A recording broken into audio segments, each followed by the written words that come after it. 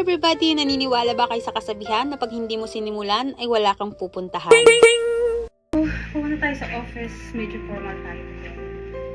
Kasi magre-report tayo. Dito nga kung mapapansin nyo ay wala na naman ako sa bahay. Dahil ganito ang buhay kapag isa kang seafarer. Imbes na ang bakasyon na ilaan sa pamilya, ay ilalaan pa sa pagkuha o pag-refresh ng kanilang mga training. Pero wala ka namang choice dahil isa kang seafarer.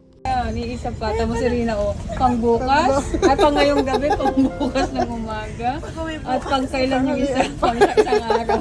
Dito nga sa mga oras na to ay kasama ko ang aking kapatid at ang aking pinsan. Nandito nga kami ngayon sa Kamaynilaan para kumuha ng aming training. Pare-pareho nga kaming kukuha ng STCW, BT Full Course. Silang ang dalawa ay bago pa lang magsisimula sa yachting industry. Kaya kailangan nila ng STCW, BT Course. Kasi yan ang number 1 na requirements na hinihingi nila sa mga applicants. Baguhan ka man or datihan ka ng sumasakay.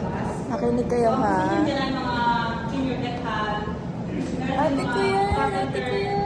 Dash detal or junior detal / diver veteran. Kung mapapansin nyo nga dito guys, nagmumukha ng ako ang teacher nila. Kasi ang dami nilang tanong about sa yachting industry. Karamihan kasi sa aming mga kabatch ay plano nilang magbarko. Malamang sa malamang talaga, nakakaunti pa lang sa inyo ang nakakaalam ng yachting. Kaya naman kapag may nakakarinig kung ano ang mga kagandahan sa yachting industry, ay talagang nagiging interesado rin sila. Kaya palaging ang dami kong katanungan na natatanggap. Alam kong ang ilan sa inyo ay alam kung saan ako nagsimula. At palagi ko na rin tong nasi-share sa inyo na hindi talaga madali ang magsimula sa yachting industry. Kaya naman lahat ng karanasan ko, lahat ng natutunan ko, I am more than willing to share. Kasi alam ko kung gaano kahirap. Dahil naiisip ko na makapagbigay ba ako ng isang idea, ay malaki na talaga ang may tutulong ito sa inyo. Lalo na sa mga nagsisimula pa lang. Anyway, bumalik nga tayo sa aming training. Bakit nga ba mahalaga ang training na ito? Ito yung tinatawag nating BT or Basic Training. Ito ay nakapaloob sa STCW. Siguro nalilito ka rin. Siguro may tanong ka rin. STCW. Ito yung tinatawag nating Standard of Training Certification in Watchkeeping for the Seafarer. May tanong ka na naman. Bakit naman kailangan yan? Para po once na makasampa ang isang seafarer sa barko man or sa yate, ay alam nila ang process ng safety. At this time nga, ay ipapakita ko naman sa inyo kung ano-ano nga ba ang ginawa namin.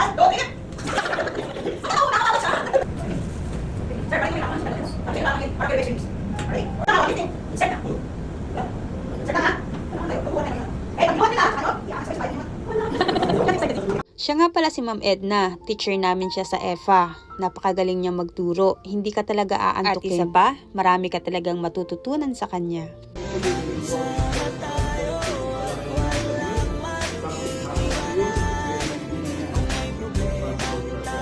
Oo nga pala guys, ang pagtitraining ay hindi naman lahat negative. May mga magandang bagay rin itong nahahatid. Unang-una, magkakaroon ka ng mga kaalaman. Pangalawa, madadagdagan ng iyong confidence. At pangatlo, makakamit ka ng iba't ibang klaseng tao. Which is doon pa lang ay malaki nang maiitulong sa'yo. Dahil once na sumampa ka na sa barko man o sa yate, ang magiging katrabaho mo ay kung saan-saang lupalop ng mundo manggagaling.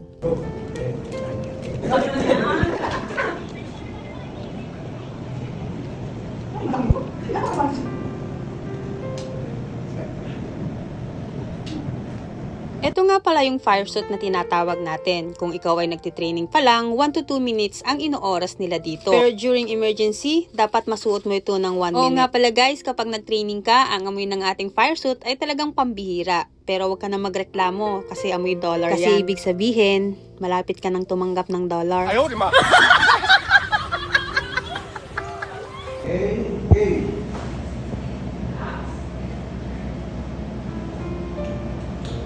At ito naman ang ating life jacket. Kapag nagtitraining ka pa lang, 1 minute, dapat masuot mo na yan. Pero kapag onboard ka na at talagang masama ang panahon, abay, matulog ka na ng may life jacket. Mindset ba?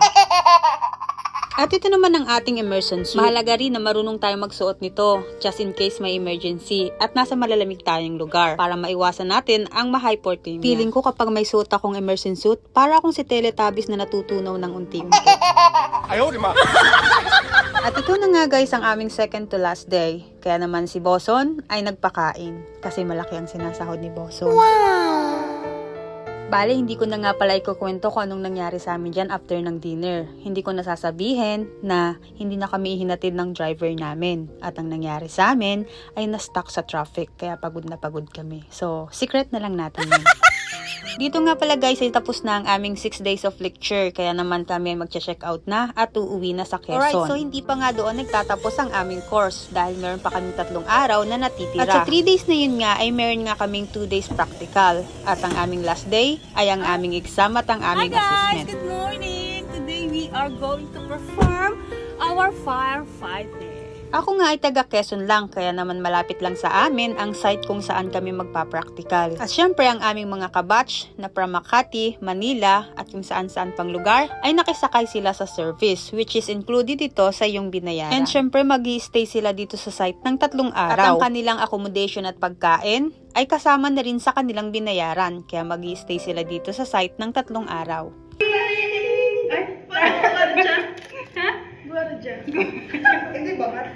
At kung makikita nyo nga, bago nga kami magsimula ay kailangan namin magsuot ng aming overall. At sa mga araw na to, grabe ang init. Para kang sinisilaban, kaya hindi maaaring hindi ka iinuman ng tubig. Plus, may suot ka pang overall. Kaya naman ang feeling ko ng mga araw na yan, para ako magkukulaps. Unang araw nga ay papatalunin kami sa swimming pool. Kaya naman ganito na ang mga suot namin. At syempre, meron kami kanya-kanyang life jacket. Ito na nga pala yung pangalawang araw ng aming practical. At dito naman ay actual kaming papatay ng apoy. Sobrang proud ako sa batch namin. Kasi lahat ng pinagagawa sa amin, lahat kami, ay talagang matapang na sinubukan. At dumako naman tayo sa pinaka-exciting part. Syempre, ang ating assessment. At kung makikita mo dito, aba, syempre, ang babae at tapang at tao yan.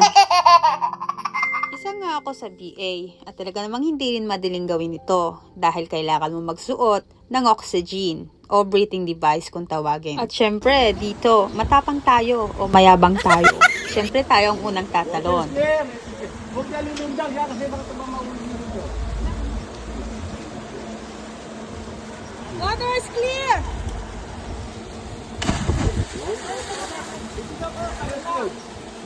Hi guys! So let's go, uwi na kami kasi na-complete na namin ang aming course. So kung gusto nyo guys mag-take ng course, DT, so pwede kayo dito endorse. Sorry, hindi po yun endorsement ha, pero napakaganda po ng ano na to na training school. So, ayun guys, see you. Ang dami see you sa Europe. Bye!